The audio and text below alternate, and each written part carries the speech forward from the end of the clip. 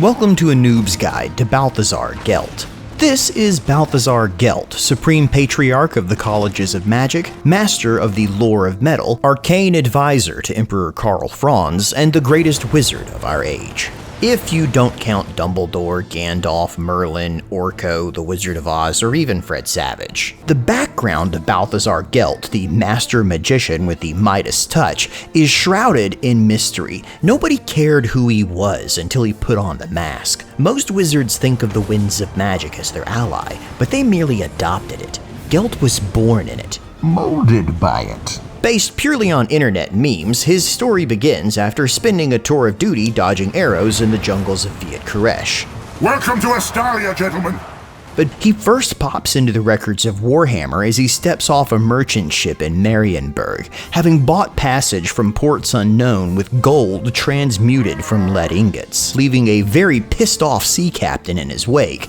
This will be a common theme in Gelt's story as he swindles, bribes, and generally bluffs his way to the top of the College of Magic. The sea captain was even chuffed enough to put a bounty on Gelt's golden head, but there was no need to draw first blood when Gelt could leave any Boba Fett wannabes swimming in enough gold they could pretend to be Scrooge McDuck. How Balthasar Gelt single-handedly cracked the alchemical code is not explained in the lore, but hints abound from Games Workshop with his distant origins and mystic Kabbalah of knowledge, his Babylonian name of Belshazzar, and his surname Gelt, a reference to the money given to children during Hanukkah. The fact that Games Workshop has Gelt dressed in a golden mask with 6 points is admittedly circumstantial, but when they inexplicably tie him to the finances of the Empire and then have him go full Tobias Funke never nude to avoid showing off his bagel and locks, the question does begin to arise of exactly how much of Gelt's golden staff was still left to lose before his magical workplace bris. Not that there's anything wrong with an Ashkenazi origin, I just find it hilarious that the one time Games Workshop didn't rip off Tolkien, they created a wizard who vacations in upstate New York yet still complains about how many shekels his Knish costs. Not satisfied to just attend magic college, after Balthasar Gelt was sorted into Ravenclaw, his fierce intelligence and innate curiosity helped him advance through the ranks of the Gold Order with a speed only your boss's son can manage. Within a decade, he was a master of the lore of metal,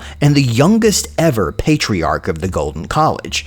His research into new black powder formulas had made him popular with the Imperial Engineers School, an organization that often dismisses magic as superstitious nonsense and prefers instead to solve their problems with as many guns as possible. But even these macho lollards could respect a guy that knows the riddle of steel and makes your bullets go further, faster, and with less black schmutz afterwards. But it's not all roses and sulfur in the morning. After an especially egregious backfire from overcasting a spell, Balthasar somehow survived an explosion that leveled a city block and now only goes outside swathed in shimmering metallic robes of molten metal that forever rotate in a dazzling whirlwind of iridescent colors, which sounds an awful lot like a story from Hebrew school. But whether you think he's Rule 63 Statue of Liberty or an Alexander Dumas ripoff, this late Roman cavalry helmet does have one noted benefit. Now, every female wizard studying under him casts rust when he speaks.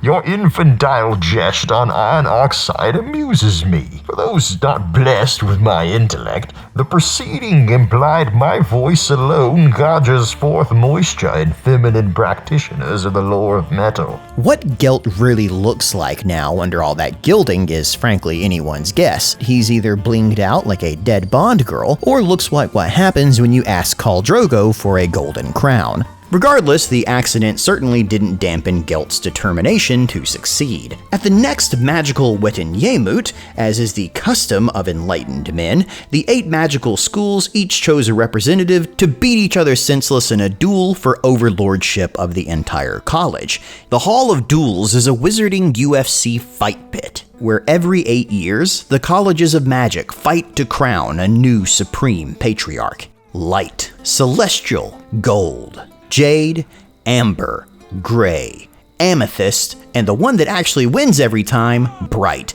because it's hard to beat a good old-fashioned fireball. The walls, ceiling, and floor are made of obsidian stone to refract and nullify any magic in the room. In the center of the ring hovers the Staff of Volans, and whoever grabs its girthy shaft first becomes the new Supreme Patriarch. As everyone knows, a sub 540 is the truest indicator of managerial skills. Once in hand, the other wizards normally surrender if they know what's good for them, because the Staff of Volans is the Hitachi wand of the wizarding world. The rules say that any spell can be used to stop your opponents from reaching the center. However, tradition does prevent it from being a duel to the death, as the deductible on wizard insurance is hella hefty. The Masters of Magic each took position in their corners. The room was sealed, and then Ennio Morricone's widow banked another paycheck.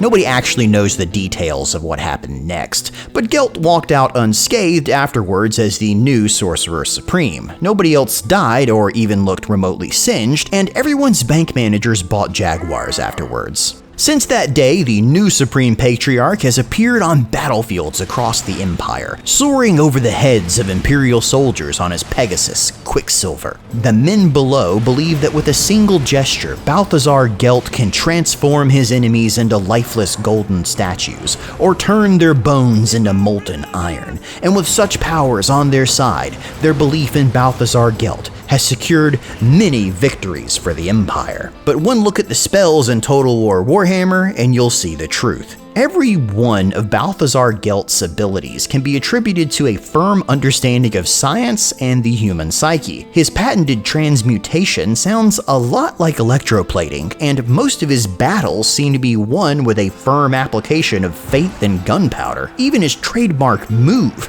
turning bones to gold, is really only terrifying until you remember that gold fillings have been in people's mouths for a few hundred years. I mean, realistically, a shot of Goldschlager would probably do more damage to you in the long run. A better move for him might actually be to turn everyone's bones to lead. At least then they'll get acute plumbism and go crazy in the years after the spell inevitably wears off.